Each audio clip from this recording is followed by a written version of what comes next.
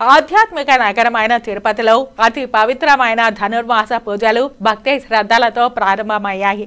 రాయలసీమ రంగస్థలి ఆధ్వర్యంలో స్థానిక కాపు వీధిలోని శ్రీరామ భజన మందిరం నందు మంగళవారం ఉదయం 5 గంటల నుంచి 8 గంటల వరకు శ్రీరామ నామ కీర్తనలను ఆలపించారు. ఈ సందర్భంగా రాములవారి చిత్రపటానికి పూజలను నిర్వహించి భక్తులకు ప్రసాదాలు పంచిపెట్టారు. ఉభయదారులుగా మోహన్ రెడ్డి దంపతులు పూజాది కార్యక్రమాలను నిర్వహించారు.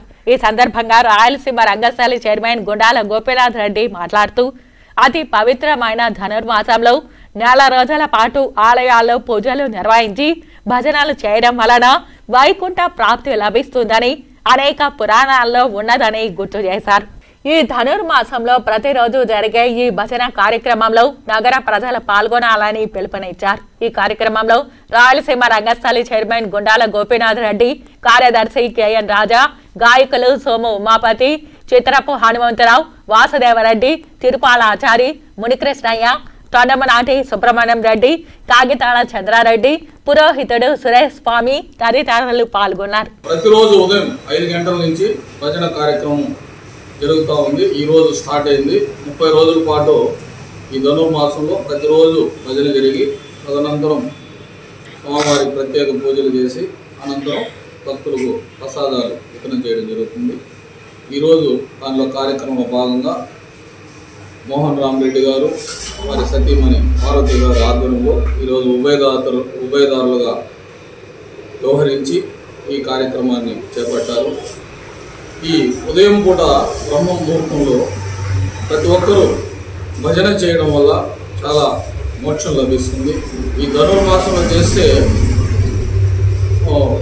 ఇంకా ఎక్కువ ప్రాప్తి లభిస్తుంది. ప్రతి ఒక్కరూ ఉదయమే నిద్రలేసి స్నానమాచరించి ఈ భజన కార్యక్రమంలో పాల్గొనండి.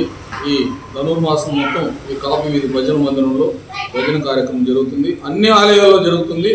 ఇక్కడ స్థానికులు వచ్చి ఈ కార్యక్రమంలో పాల్గొంటే మోక్షాన్ని కోరుకుంటాడు.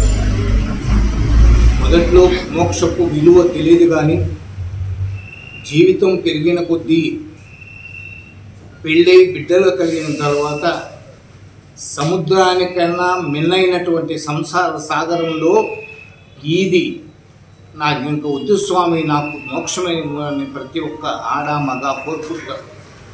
ఆ మోక్షాన్ని పొందేదానికి అంగట్లో దొరికేటువంటి వస్తువు మాత్రం కాదు. ఆస్తి మొత్తం రాసిచ్చినా ఏమిచ్చినా కూడా మోక్షం లభింపదు. కాబట్టి అది భక్తి ద్వారానే వస్తుంది. కాబట్టి ఆ మోక్షాన్ని పొందేందుకు ఉన్న 9 మార్గాలలో భజన ఒకటి చాలా ముఖ్యమైనటువంటిది. కాబట్టి ఆ యొక్క మోక్షాన్ని పొందేదానికోసం ముఖ్యంగా ఈ పండుగ నెల పేరే పండుగ నెల. దేవతలంతా భూమి మీద వచ్చి కొలువుంటారట.